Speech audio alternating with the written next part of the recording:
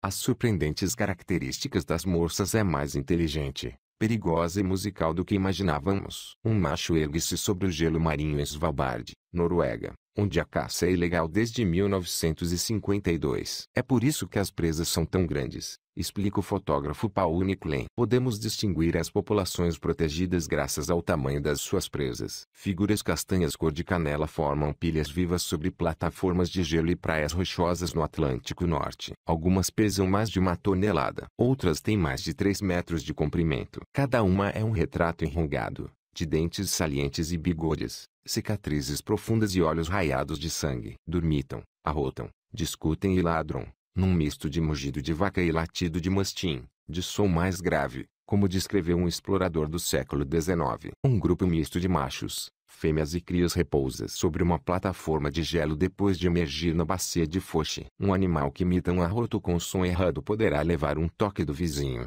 diz o perito Robert Stewart. As crias têm imunidade na comunidade. São-lhes permitidas algumas indiscrições. As morsas talvez pareçam familiares, mas a maioria dos leitores nunca verá um grupo de morsas em ambiente selvagem. Poucos fotógrafos documentaram, aliás, este pinípede perigoso, musical e socialmente sofisticado, com barbatanas na extremidade dos membros. Eu próprio fiz disco, conta Paul Nicolain, que passou 3 semanas a apontar a sua máquina para morsas com a ajuda do mergulhador sueco Goran Elmé. Sentava-me na costa e as morsas aproximavam-se. Ficavam curiosas. Só que elas precisam de nos bater com os dentes para perceberem o que somos. E o golpe de uma morsa pode ser mortal.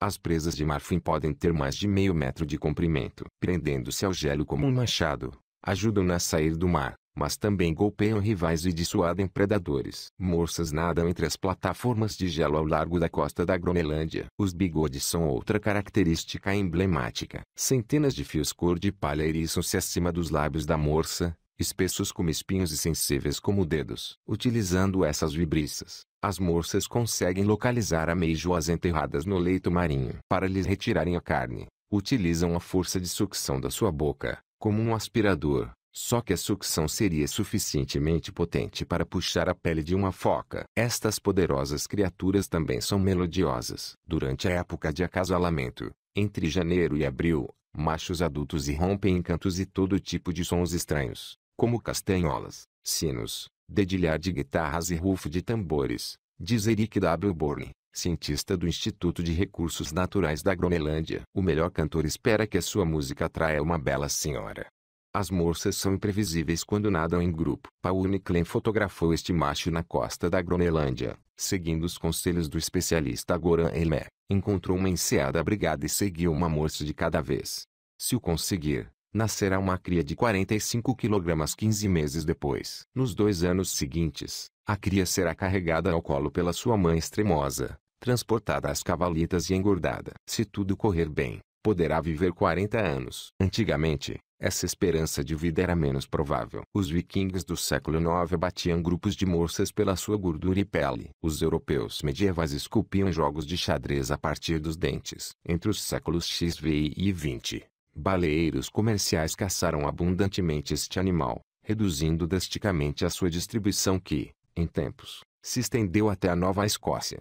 Nos Lidezo, as morsas perseguem presas até 90 metros de profundidade, em mergulhos de 6 minutos. Para captar estas imagens raras, Paul Nicolain e Goran Elmé mergulharam num fiord da Groenlândia. Ali, encontraram machos levantando nuvens de sedimentos e utilizando as vibriças para encontrar ameijoas escondidas. Para afastar o lodo, algumas sopram jactos de água, enquanto outras abanam a barbatana. As morsas podem alimentar-se durante 48 horas consecutivas, diz Goran. Sobem e descem, como máquinas.